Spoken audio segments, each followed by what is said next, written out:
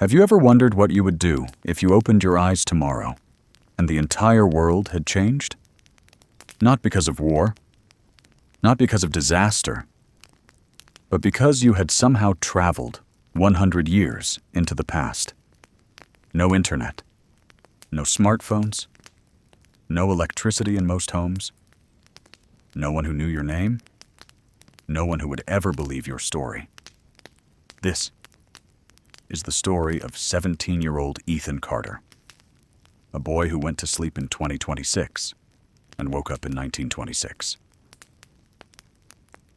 It was October 18th, 2026. The leaves had already begun turning shades of crimson and gold across the small town of Ashwood, Colorado. The morning air carried the sharp scent of pine trees, and every gust of wind scattered dry leaves across the sidewalks. For most people, it was just another Monday. For Ethan Carter, it would become the last normal day of his life. Ethan wasn't popular. He wasn't an athlete. He wasn't the smartest student either.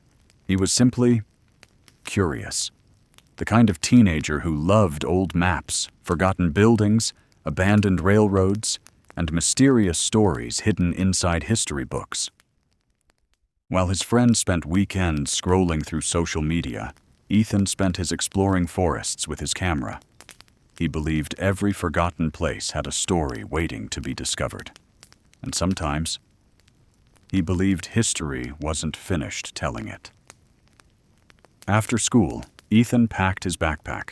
Inside it were only a flashlight, a notebook, his digital camera, a bottle of water, and a worn leather journal that had belonged to his grandfather. His grandfather, William Carter, had died when Ethan was only 10. Before he passed away, he had told Ethan one story over and over again. There is a place in these mountains where time doesn't move the way it should. As a child, Ethan laughed every time.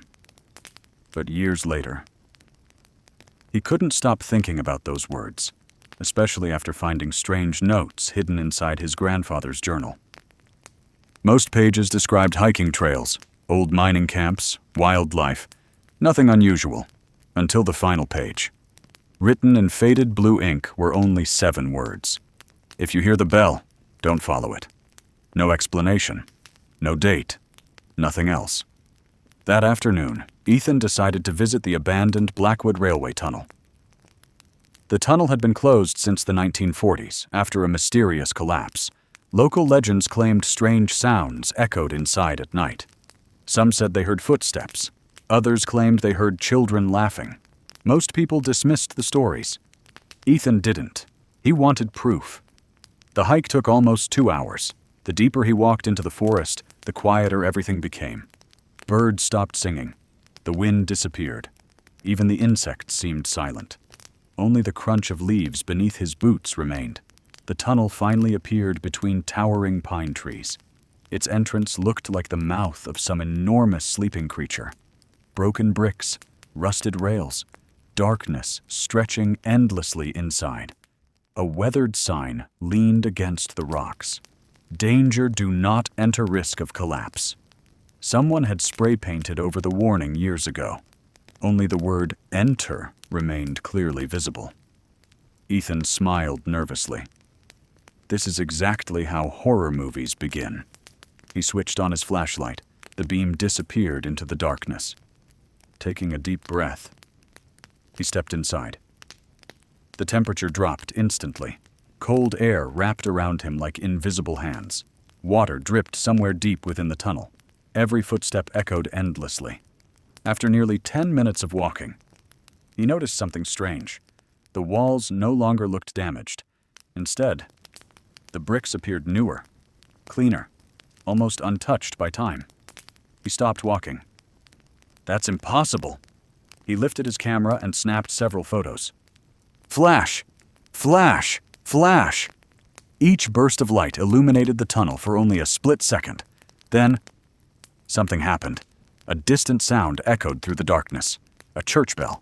One. Deep. Slow. Ring. Ethan froze. The sound shouldn't have been there. The nearest town was nearly 20 miles away. Another bell rang, closer this time, then another, and another, each one louder than the last. His grandfather's warning suddenly rushed back into his mind. If you hear the bell, don't follow it. His heartbeat quickened. He turned toward the entrance. It was gone, not hidden by darkness. Gone, where sunlight should have been. There was only endless tunnel. Impossible. He spun around. Every direction looked exactly the same. Panic gripped his chest. "This isn't real," he whispered. "I'm dreaming."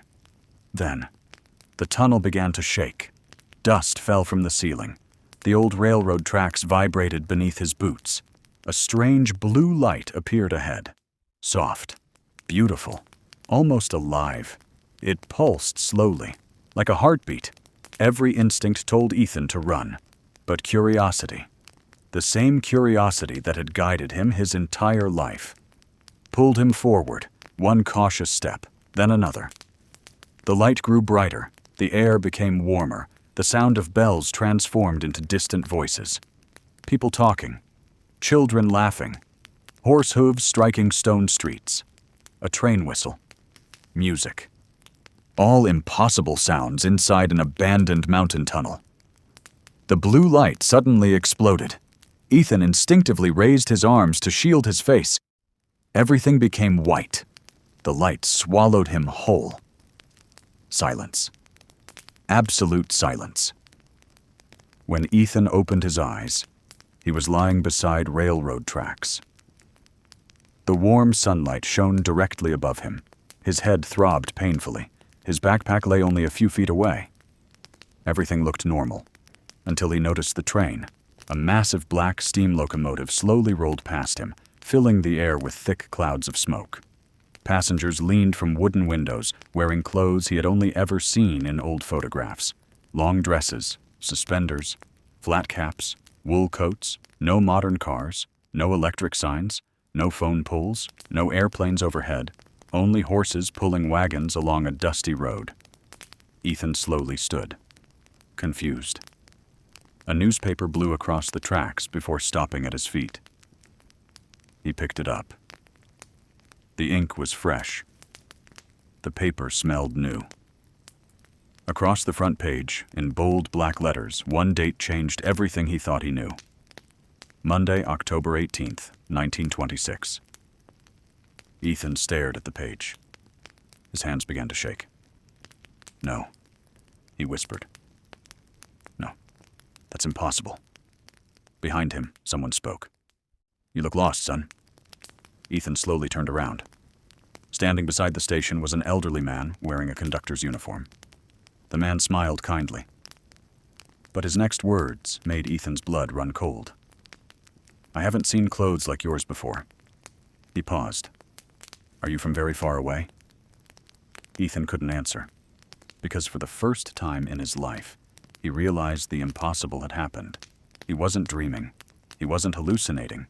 He wasn't dead. He had somehow crossed into another time, and he had absolutely no idea how to get home. End of part 1. Next, part 2. A Stranger in 1926. Where Ethan struggles to survive in a world that feels familiar from history books, but terrifyingly real. He must hide the truth, earn the trust of strangers, and begins to uncover a mystery that suggests he may not be the first person to travel through time. Part 2. A Stranger in 1926. For several long seconds, Ethan Carter simply stood there. His fingers tightened around the newspaper until it crumpled in his hands. October 18th, 1926. The numbers refused to make sense. His breathing became faster. No, this can't be happening. He looked around desperately, hoping to find some hidden camera, a movie set, a prank, anything. But everything felt real. The smell of coal smoke drifted through the crisp autumn air. Steam hissed from the massive locomotive as workers unloaded wooden crates onto the platform.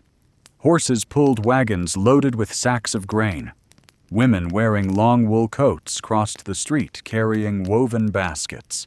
Men tipped their hats as they greeted one another. There were no engines humming, no phones ringing, no advertisements glowing on giant screens, no modern world. Only 1926.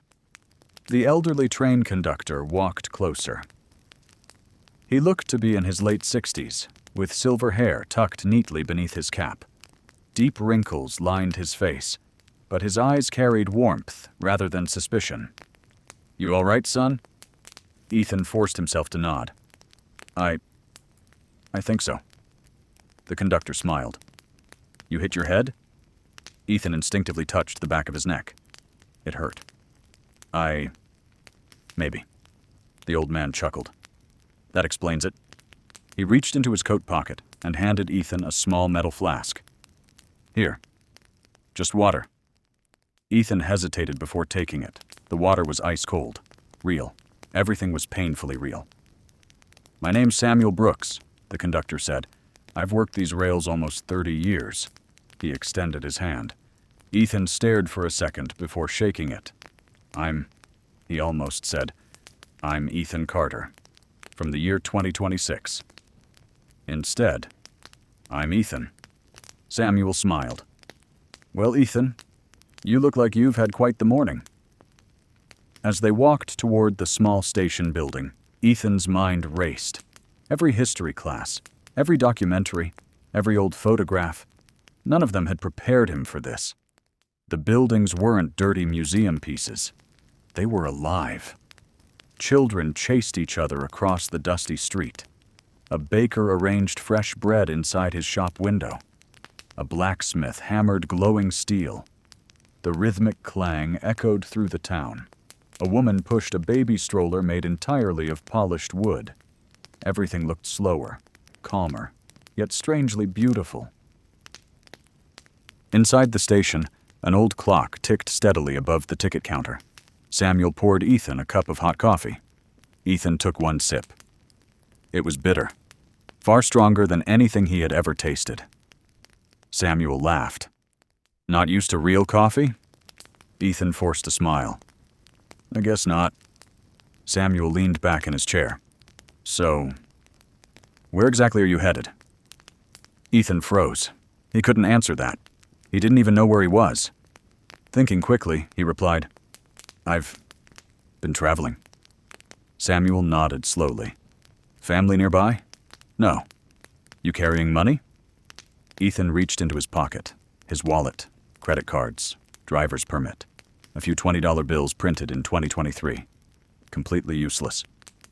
Samuel noticed Ethan's expression. "Times are hard. If you're looking for work, Mr. Bennett hires young men at his lumber yard." Ethan nodded politely. "I'll think about it."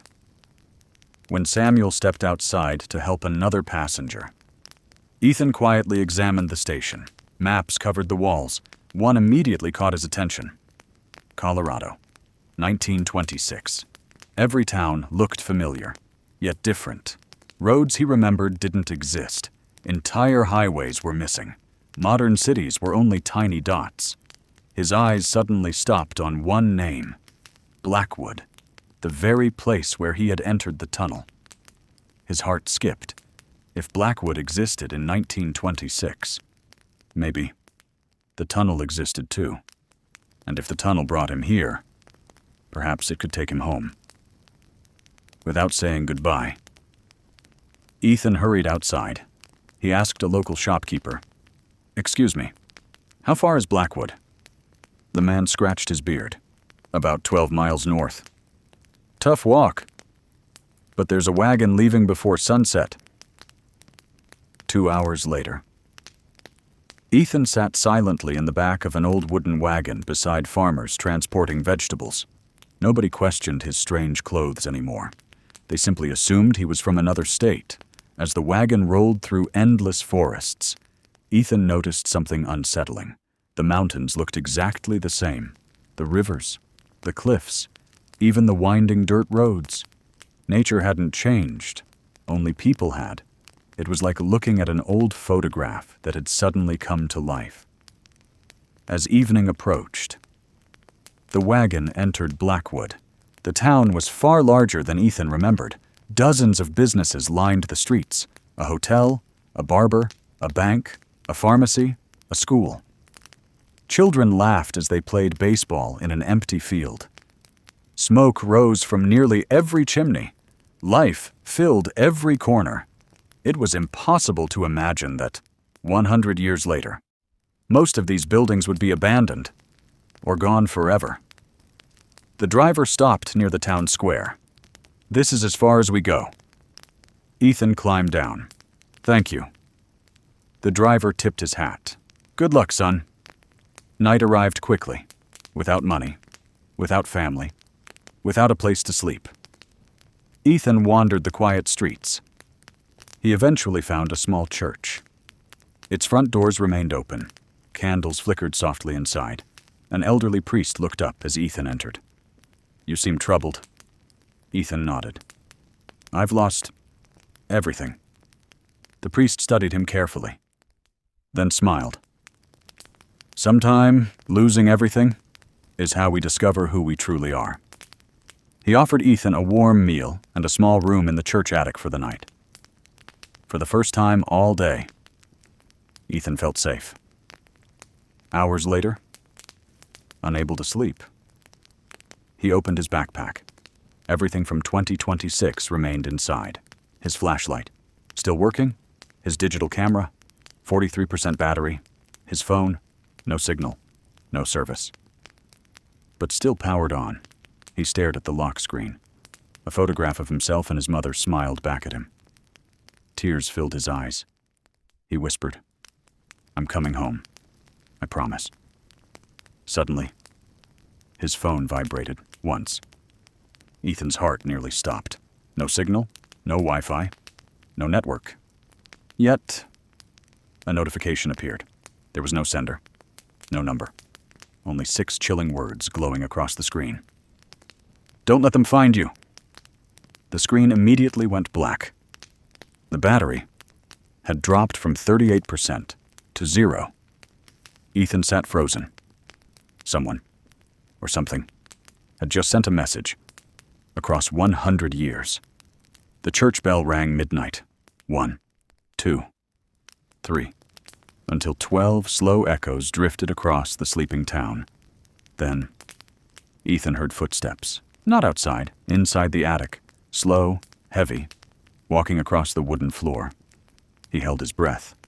The footsteps stopped, right outside his door. A shadow appeared beneath the crack.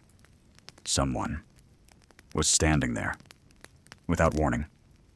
3 slow knocks echoed through the room. Knock. Knock. Knock. A voice, barely louder than a whisper, spoke from the other side. Ethan Carter. The blood drained from his face. He had never told anyone his last name. End of part 2. Next part 3. The man who knew his name. Someone in 1926 already knows who Ethan is. And that impossible discovery will lead him to a secret hidden for a century. Part 3. The man who knew his name. The room fell silent. Ethan stared at the wooden door. His heart pounded so loudly that it drowned out every other sound. For several seconds, nothing happened. The shadow beneath the door remained perfectly still. Then, the voice returned. Calm.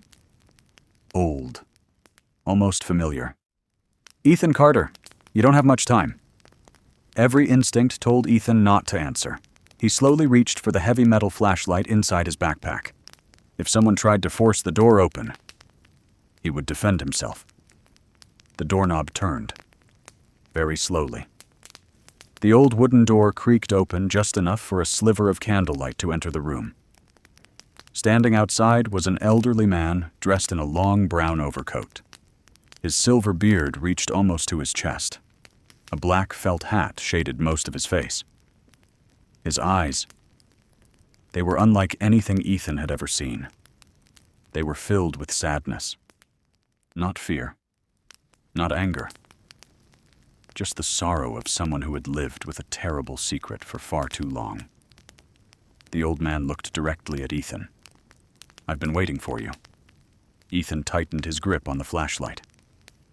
"Who are you?"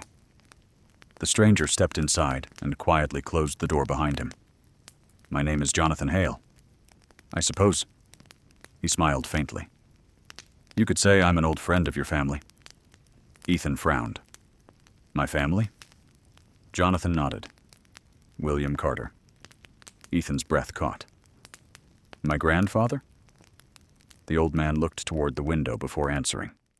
"Yes, I knew him." Ethan's voice became sharp. "That's impossible. My grandfather was born decades after this." Jonathan didn't seem surprised. History isn't always as simple as people believe. Ethan took a cautious step backward. "How do you know my grandfather?" Jonathan reached into the pocket of his coat. For a moment, Ethan feared he was pulling out a weapon.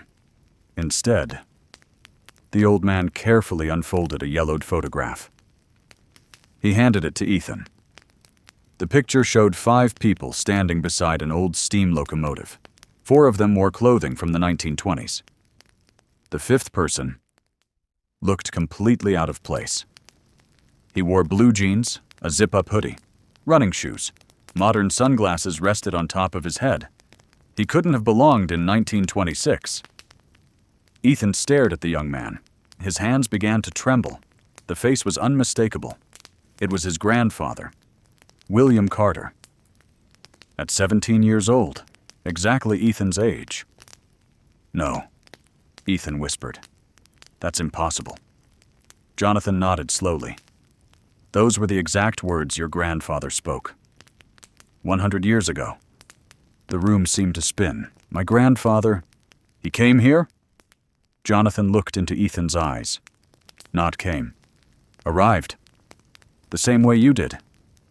Outside." The church bell rang once. Its lonely echo drifted through the cold night air. Jonathan lowered his voice. "You must listen carefully, because people are already looking for you." Ethan's confusion turned into fear. "Who?" Jonathan glanced toward the attic window. "They call themselves the Keepers." "The Keepers?" Ethan repeated. Jonathan nodded. "They've existed for generations. Officially, they don't exist. Unofficially, they've been protecting one secret for nearly 2 centuries. Ethan frowned. "What secret?" Jonathan looked directly at him. "The tunnel." Jonathan walked to the small attic window and carefully pulled the curtain aside. Down below, 2 black automobiles rolled slowly into the church courtyard, unlike every other vehicle Ethan had seen since arriving in 1926. These cars were polished, identical. Their windows were completely black. 3 men stepped out. All wore long, dark coats, wide-brimmed hats, black leather gloves. They moved with military precision. None of them spoke. None of them looked around. It was as if they already knew exactly where they were going. Jonathan whispered, "They've found you faster than I expected." Ethan's pulse raced. "Who are they?" "The Keepers. They protect the timeline. They erase evidence. And they never leave witnesses behind." The church's front door slammed shut below. Heavy footsteps echoed through the empty building. 1 pair, then another. Then another. Jonathan looked toward the attic staircase. "They're inside." Ethan grabbed his backpack. "We have to leave." Jonathan shook his head. "No. They expect that." Instead, he walked toward the far corner of the attic. He knelt beside an old wooden bookshelf, with surprising strength for a man his age. He pulled it aside. Hidden behind it was a narrow wooden door. Ethan stared. "A secret passage?" Jonathan smiled. "This church has many secrets." The 2 slipped inside just as voices echoed from the staircase. Flashlights swept across the attic behind them. The hidden passage was barely large enough to crawl through. Dust filled the air. The smell of old timber surrounded them. Jonathan carefully closed the hidden door. Seconds later, boots thundered across the attic floor. A deep voice ordered, "Search everything." Another replied, "He's here. I can feel it." Ethan held his breath. His heartbeat was so loud he was certain they could hear it. One of the men stopped only inches from the hidden door. Silence. Then, slowly, the footsteps moved away. Jonathan continued crawling.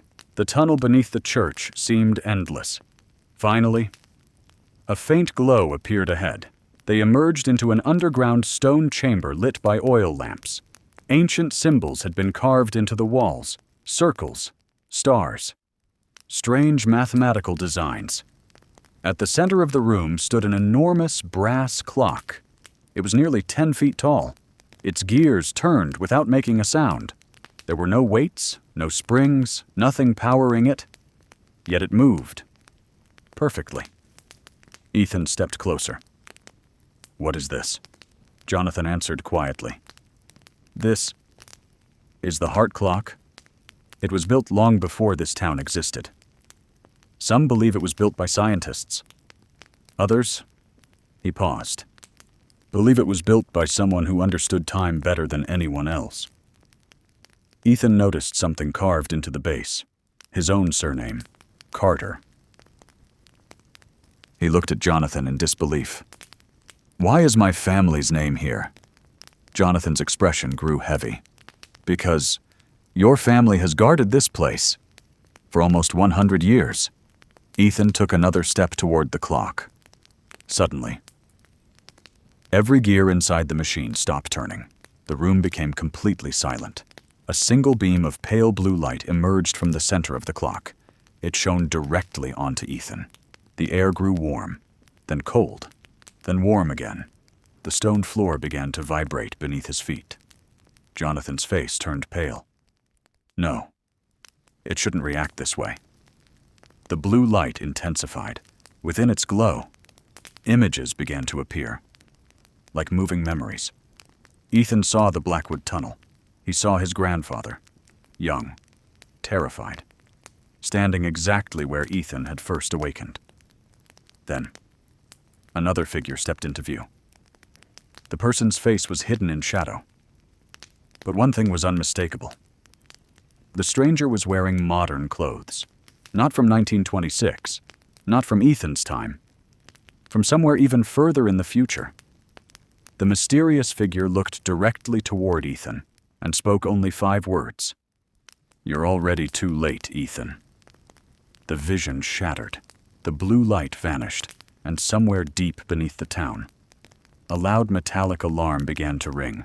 Jonathan closed his eyes. His voice barely rose above a whisper. "They've awakened the clock, which means they know exactly where we are." End of part 3. Next, part 4. The Heart Clock, where Ethan discovers the true origin of the mysterious clock, learns what happened to his grandfather in 1926, and realizes that someone from the future may already be changing history. Part 4. The Heart Clock. The metallic alarm echoed through the underground chamber. It wasn't loud. It was deep, like the sound of an enormous bell ringing beneath the earth. Every vibration traveled through the stone walls. Dust drifted from the ceiling. The giant brass clock trembled. Jonathan Hale closed his eyes for a brief moment. His face had gone pale. "They've activated the Watchers." Ethan looked around nervously. "The Watchers?" Jonathan nodded. "The Keepers don't search alone. They built machines to hunt people like us." Before Ethan could ask another question, a strange clicking noise echoed through the tunnel behind them. Click, click, click. It sounded almost mechanical. Then, it stopped. The silence that followed was even more terrifying. Jonathan grabbed an old oil lantern from a nearby table. "We have to move." Now. They hurried through another narrow stone corridor. The deeper they traveled beneath Blackwood, the older everything became. The walls changed from carefully cut stone to rough rock. It looked less like a tunnel, and more like a cave that had existed for thousands of years. Ancient symbols covered every surface. Some resembled stars, others looked like clocks, and many showed circles connected by impossible geometric patterns. Ethan ran his fingers across one of the carvings. The stone felt unusually warm, as if it were alive. "Who built all of this?" Ethan asked. Jonathan answered without slowing down. "No one knows. The official story claims miners discovered these caves in the 1800s. He shook his head. But that's a lie. These chambers are much older. Some historians believe they existed before the first settlers reached America. Others believe..." He hesitated. "They were never built by ordinary people." After several minutes, the tunnel opened into a massive underground hall. Ethan stopped in amazement. It was enormous. Rows of towering stone columns stretched into darkness. Hundreds of brass clocks, large and small, covered the walls. Some had stopped centuries ago. Others still ticked softly. Each displayed a different time. None matched the others. At the center of the chamber stood an immense circular table carved from black stone. Spread across it was an incredibly detailed map. Not of roads, not of countries, but of time itself. The years spiraled outward like the rings of a tree. 1800, 1850, 1900, 1926, 1954, 1987, 2026, and beyond. Years Ethan had never imagined. 2039, 2040, 2041, each connected by thin glowing lines. "What is this?" Ethan whispered. Jonathan rested a hand on the edge of the table. "This is called the chrono map. It doesn't show where people travel. It shows when." Ethan stared at the glowing lines. One of them pulsed faintly. It connected 2026 to 1926. His path, his impossible journey. But another glowing line caught his attention. It stretched from 2158 back to 1926. Someone else had traveled here, from a future even further away. Ethan's voice trembled. "I'm not the only time traveler." Jonathan looked at him sadly. "No, you never were." Jonathan walked to an old wooden cabinet. Inside were dozens of leather-bound journals. Each one carried a year stamped in faded gold. 1883, 1884, 1885, 1886, 1887, 1888, 1889, 1890, 1891. Ethan froze. One journal stood out from all the others. Its cover was cracked and worn. Across the front, in faded handwriting, were two words, William Carter. Ethan slowly picked it up. His hands trembled. "My grandfather wrote this?" Jonathan nodded. "He left it here. He wanted you to find it." Ethan looked up sharply. "He knew I was coming?" Jonathan didn't answer immediately. Instead, he opened the journal to the very first page. The handwriting was unmistakably modern, not elegant, not old-fashioned. Exactly the way someone from Ethan's own time would write.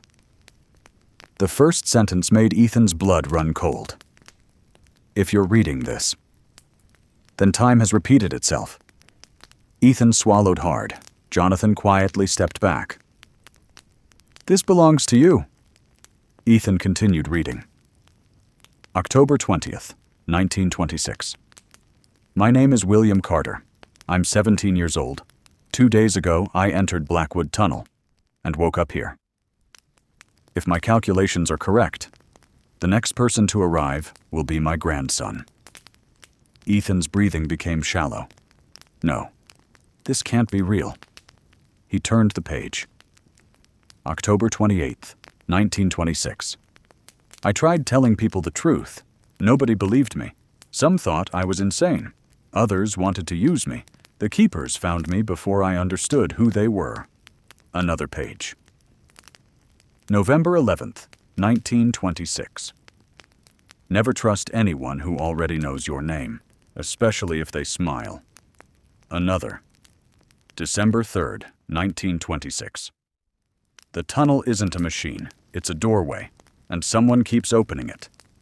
Ethan's heart pounded. Every answer created 2 new questions. Suddenly, Jonathan stiffened. He raised a finger for silence. From somewhere beyond the chamber came the unmistakable sound of boots. Not one pair. Many. The keepers had entered the underground halls. Their footsteps echoed closer.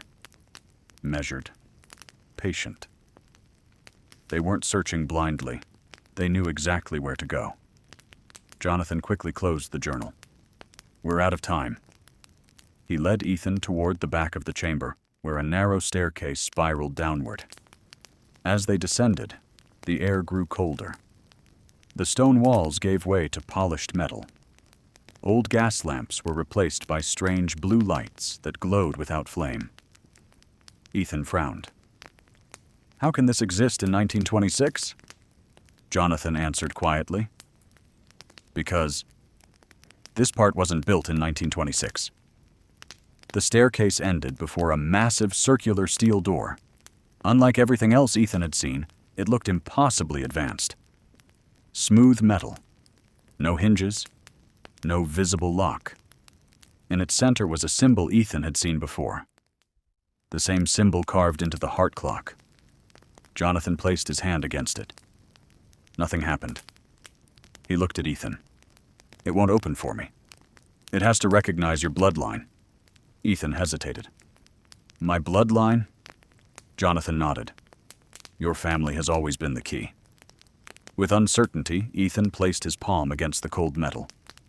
For a moment, nothing. Then the symbol began to glow. Soft blue light spread across the entire door. Ancient gears hidden deep inside the walls began to turn. A low hum filled the chamber. The door slowly slid open. Beyond it was not another cave, not another tunnel, but a vast underground room filled with technology that looked decades, perhaps centuries, ahead of its time. Glass cylinders lined the walls. Metal consoles blinked with pale lights. At the center of the room stood a single chair surrounded by countless rotating rings of brass and crystal. It looked less like a machine and more like the heart of time itself. Ethan stepped forward in stunned silence. What is this place? Jonathan looked at the machine with a mixture of awe and fear. This is where history was first changed. Before Ethan could ask another question, a calm voice echoed from the darkness. I was wondering how long it would take you to find it. The lights brightened. A figure slowly emerged from the shadows. He wore a perfectly tailored black suit. His face was calm, confident, almost friendly. But Ethan's stomach dropped because he recognized him. It was the same mysterious man, the one he had seen only moments earlier inside the vision of the heart clock. The man smiled. Hello, Ethan. My name is Adrian. I've been expecting you for exactly 100 years. End of part 4. Next, part 5. The Man from Tomorrow. Ethan finally meets Adrian, the mysterious traveler from the distant future. Adrian claims that Ethan's journey was never an accident and reveals a shocking truth. Ethan's grandfather didn't just travel through time. He made a choice that changed the future forever. Part 5. The Man from Tomorrow. For a long moment, no one spoke. The underground chamber was perfectly still. Only the quiet hum of the strange machine echoed through the room. The man in the black suit stood motionless. His posture was relaxed, his expression almost welcoming. Yet something about him felt wrong. Not evil, not angry. Simply out of place, like a puzzle piece from another world. Ethan took one cautious step backward. Who are you? The man smiled politely. I've asked myself that question many times. He paused. But if a name helps, my name is Adrian Mercer. I come from the year. He glanced toward the glowing machine. 2158. Ethan felt the room spin. The year sounded impossible. More than 130 years beyond his own time. Jonathan Hale quietly lowered his head. I was hoping we'd have more time before you met him. Adrian nodded. So was I. Ethan looked from one man to the other. You both know each other? Jonathan answered first. I've spent 30 years trying to stop him. Adrian chuckled softly. And I've spent 30 years trying to save humanity. The silence that followed felt heavy. Two men. Two completely different stories. Only one could be telling the truth. Adrian slowly walked toward the center of the chamber. He never made a sudden movement. Never raised his voice. Instead, he spoke with calm certainty. Ethan, everything you've been told is only half the story. Jonathan immediately interrupted.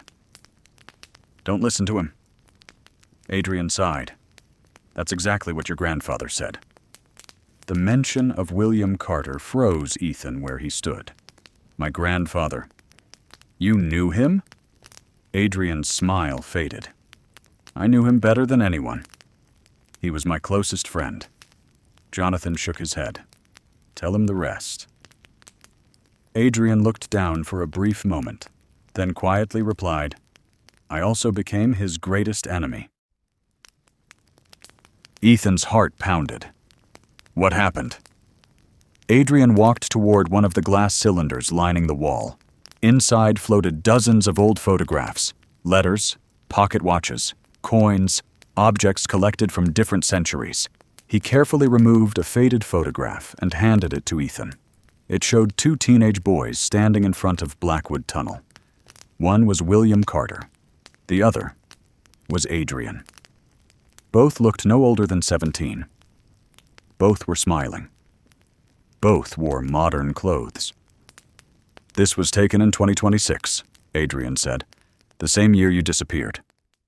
Ethan stared at the photograph. Then, you traveled together? Adrian nodded. Not by accident. We planned it. Jonathan's face darkened. You planned the experiment. Adrian corrected him. We planned to prove time travel was possible. Ethan looked confused. My grandfather never told anyone about this. No, Adrian replied. Because he couldn't. He promised. Adrian slowly circled the enormous machine at the center of the room. It began with a scientific project. In my future, time wasn't mythology. It was mathematics. History itself could be measured. Predicted. Even. He paused.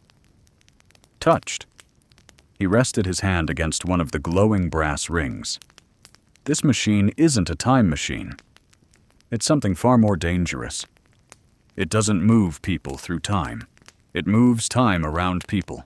The rotating rings accelerated. Soft blue light filled the chamber. Tiny sparks danced across the floor. Images began appearing inside the air itself, like transparent windows. Ethan watched in amazement. Cities unlike anything he had ever imagined stretched across the sky. Floating trains, buildings covered with living trees, artificial suns illuminating enormous domes, children laughing beneath glowing glass towers. Humanity looked peaceful, advanced, beautiful. Adrian smiled sadly.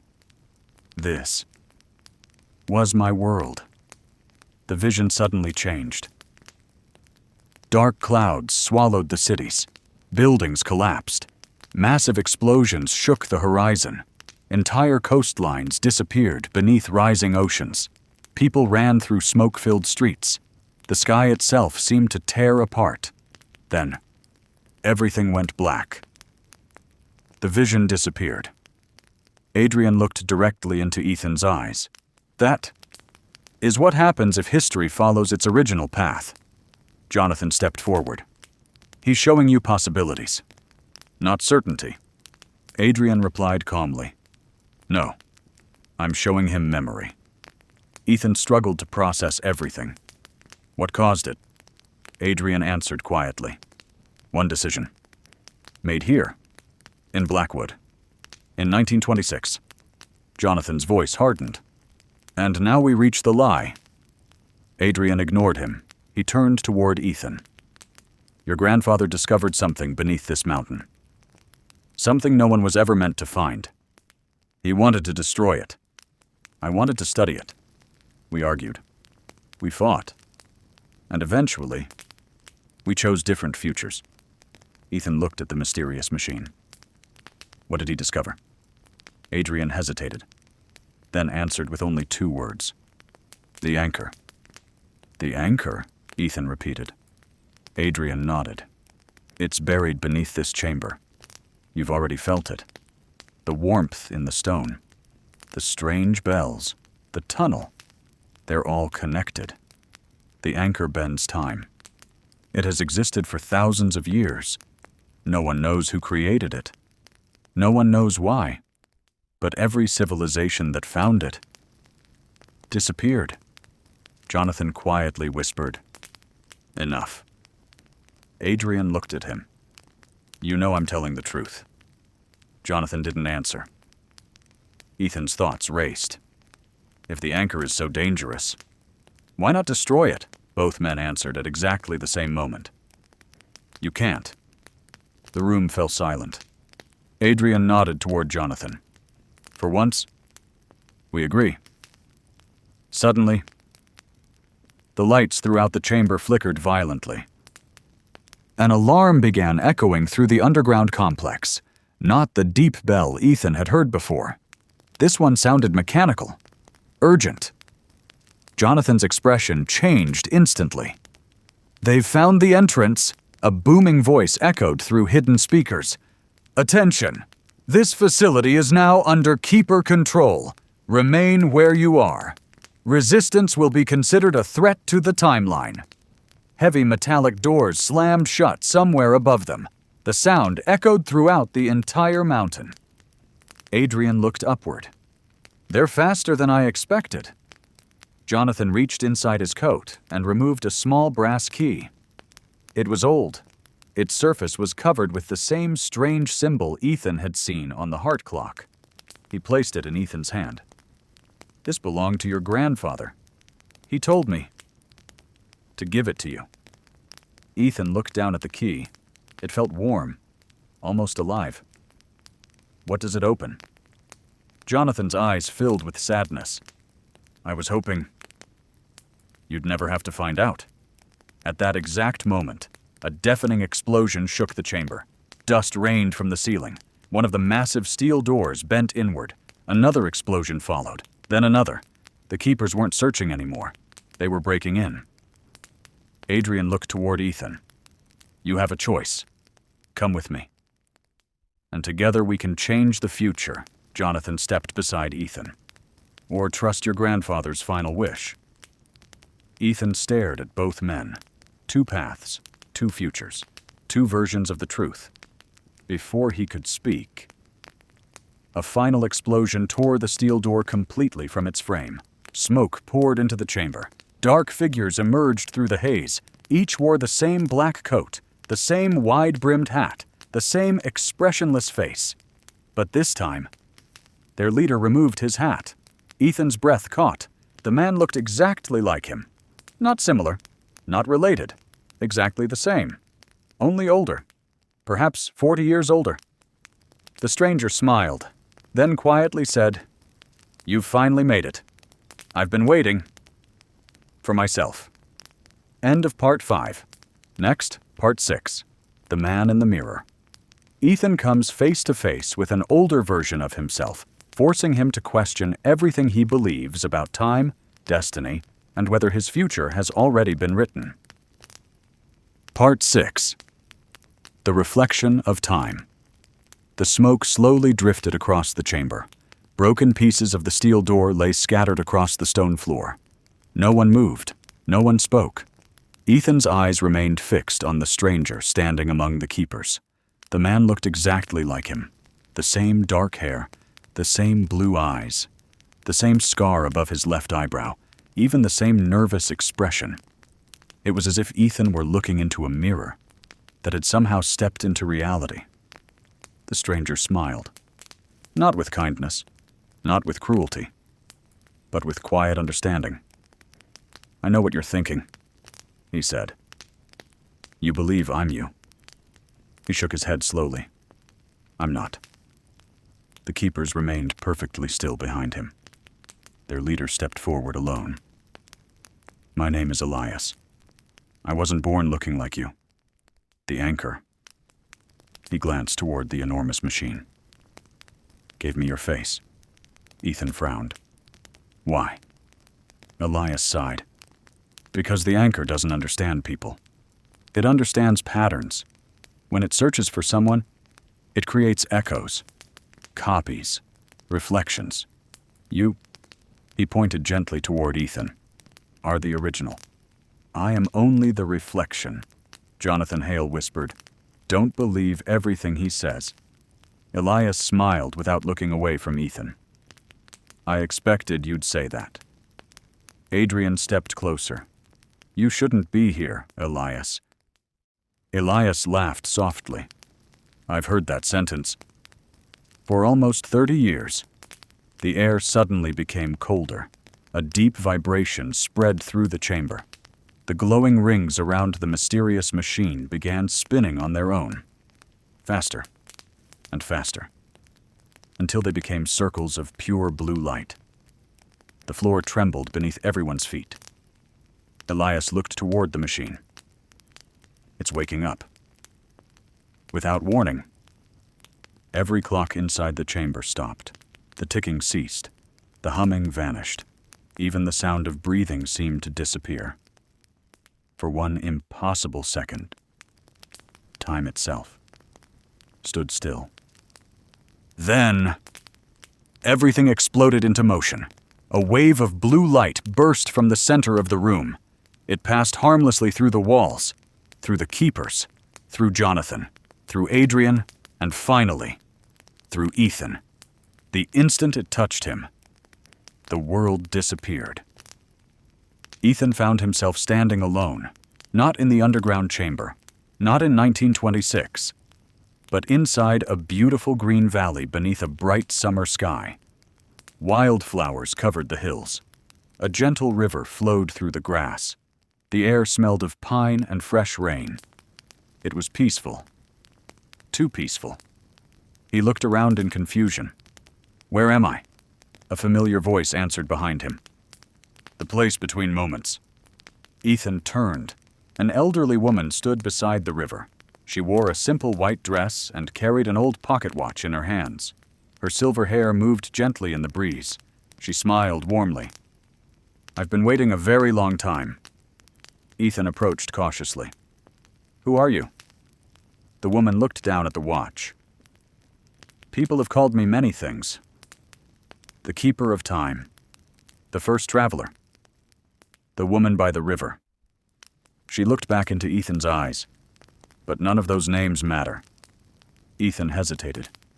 "Are you real?" She laughed softly. "Real enough." She motioned toward the river. The water suddenly changed. Instead of reflecting the sky, it began showing memories. Ethan watched himself as a child, playing baseball with his father, fishing with his grandfather, celebrating birthdays, laughing with friends. Then the memories shifted. He saw William Carter entering Blackwood Tunnel in 1926. He saw Adrian following him. He saw Jonathan hiding beneath the church. Hundreds of lives, connected by one impossible place. "The anchor remembers everyone," the woman said quietly. "It forgets nothing." Ethan looked at her. "What is the anchor?" She became silent. For a long moment, she simply watched the flowing river. Finally, she answered. "It isn't a machine. It isn't a weapon. It isn't even alive. It's a doorway. A doorway to where? She smiled sadly. Not where. When? She knelt beside the river and dipped her fingers into the water. Ripples spread outward. Each ripple became another year. 1901, 1902, 1903, 1904. Farther. Farther. Years beyond anything Ethan could imagine. The ripples never stopped. Time, she whispered, isn't a straight line. It's an ocean. Most people spend their lives floating on the surface. But sometimes, she looked directly at Ethan. Someone falls beneath the waves. Ethan's voice trembled. Why me? The woman's smile faded. Because you listened. I don't understand. You heard the bell? You entered the tunnel. You chose curiosity over fear. The anchor noticed. A cold breeze swept across the valley. Dark clouds slowly gathered overhead. The peaceful river became restless. The woman looked toward the horizon. They've found you. Who? She didn't answer. Instead, she placed the old pocket watch into Ethan's hands. It was surprisingly warm. Across its silver cover were engraved 3 words. Return before dawn. The woman closed Ethan's fingers around it. When the watch stops, you'll have one final chance. No more. The sky suddenly cracked with brilliant blue light. The valley began breaking apart like shattered glass. The river vanished. The flowers dissolved into glowing dust. Everything around Ethan started disappearing. The woman's voice echoed one final time. Remember this.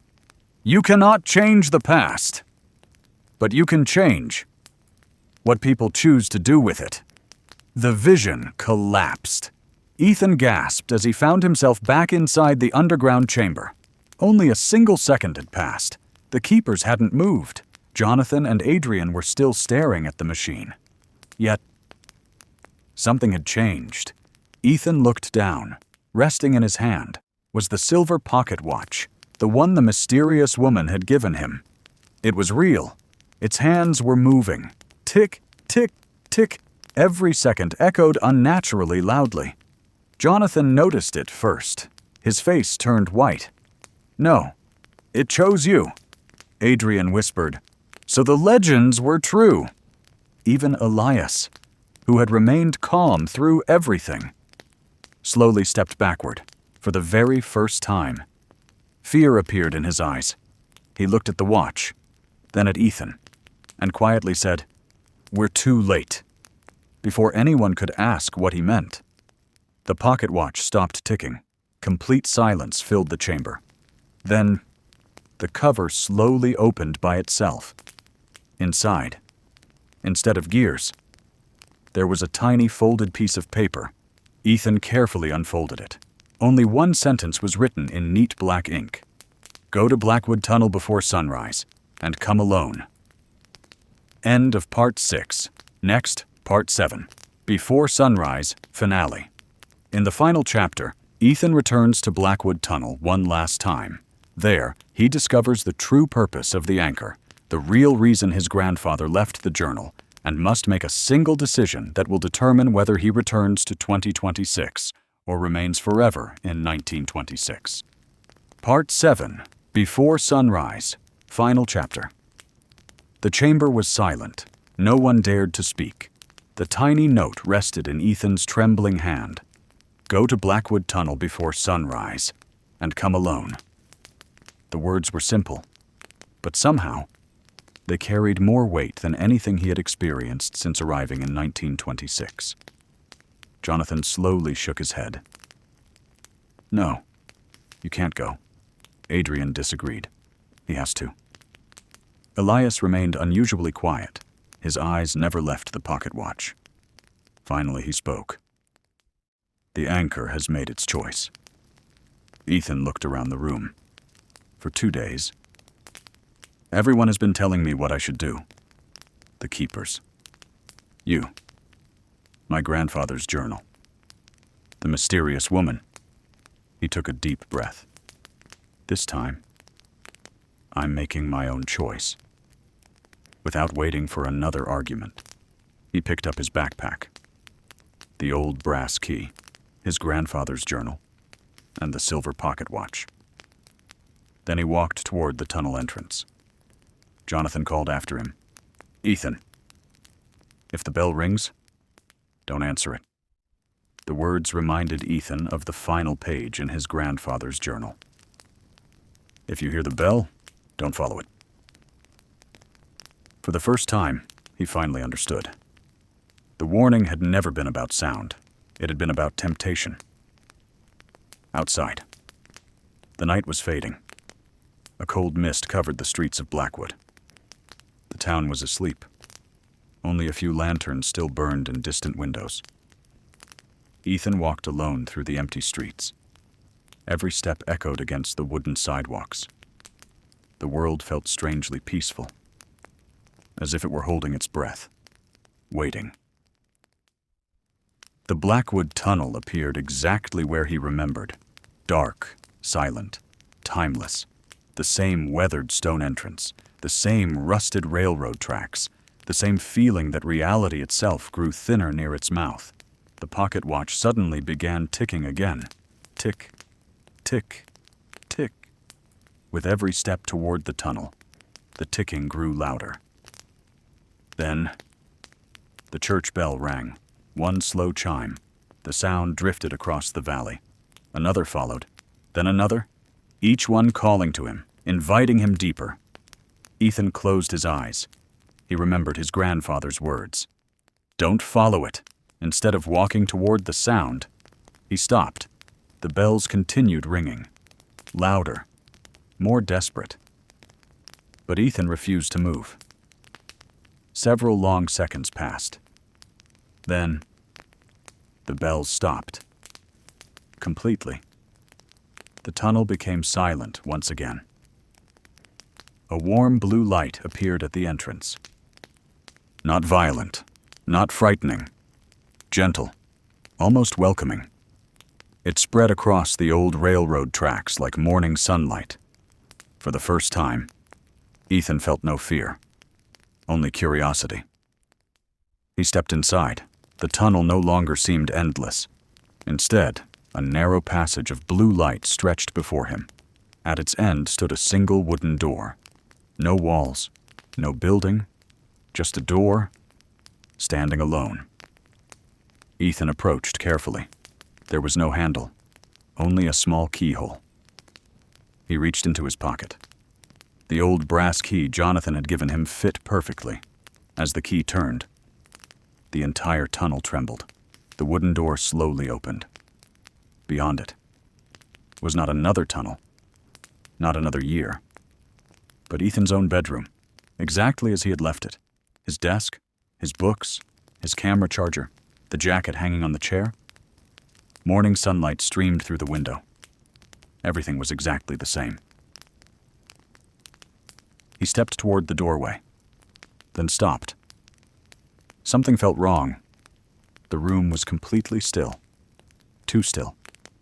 The digital clock beside his bed read 7:15 a.m., the exact moment he had disappeared. Not 2 days later. Not 100 years later. The same morning, a familiar voice spoke behind him. "You finally understand." Ethan turned. The elderly woman from the valley stood in the tunnel. She smiled kindly. "Time wasn't stolen from you. It was borrowed." Ethan looked back toward his bedroom. "If I go home, will everyone be safe?" She nodded. "They'll never know you were gone." "What about Jonathan? What about Adrian? What about Elias?" The woman looked toward the fading blue light. "They'll continue their own journeys, as all people do. And my grandfather?" She smiled. "He kept his promise. And now, so have you." Ethan looked down at the journal in his hands. Its pages began turning by themselves. When they stopped, a final message had appeared, written in fresh ink. Not faded, not old, as if it had been written only seconds earlier. It read, "Ethan, if you're reading this, then you found your way home. I always believed you would. Remember this, history isn't made by people who can travel through time. It's made by people who choose kindness, courage, and honesty in the time they are given. That is the only future worth protecting. Grandpa William." A single tear rolled down Ethan's cheek. He smiled, for the first time since entering the tunnel. He felt at peace. He took one last look behind him. The blue tunnel was fading. The mysterious woman slowly disappeared into the light. Before she vanished completely, she whispered, "Every generation hears the bell. Very few choose not to follow it." Then, she was gone. Ethan stepped through the doorway. The wooden door quietly closed behind him. He was standing in his bedroom. The morning sun warmed his face. Outside, birds sang exactly as they had before. His phone buzzed on the desk. A message from his mother. "Breakfast is ready." Ethan laughed softly. A normal message, a normal morning, something he would never take for granted again. He walked to the window, far beyond the trees. He could just barely see the distant mountains, hidden among them. Blackwood Tunnel waited in silence. Perhaps forever. Perhaps for the next curious traveler. Years later, Ethan became a history teacher. Not because he wanted to tell students about dates, or wars, or famous people. He wanted them to understand something far more important. That every ordinary life can become an extraordinary story if we have the courage to ask questions, to seek truth, and to choose hope, even when the future is uncertain. No one ever believed Ethan's story. He never tried to convince them. The journal remained locked in a wooden box. The brass key was placed beside it.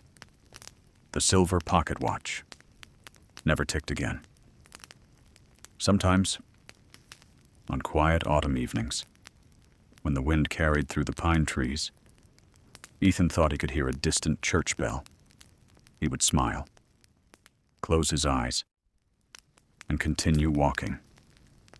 Because now, he finally understood the lesson his grandfather had tried to teach him. Not every mystery is meant to be solved. Some mysteries exist to remind us that time is precious, and the greatest adventure is the life we choose to live. The end. Should Ethan return to Blackwood Tunnel? Tell me your theory in the comments. If you woke up 100 years in the past, what would be the first thing you'd do?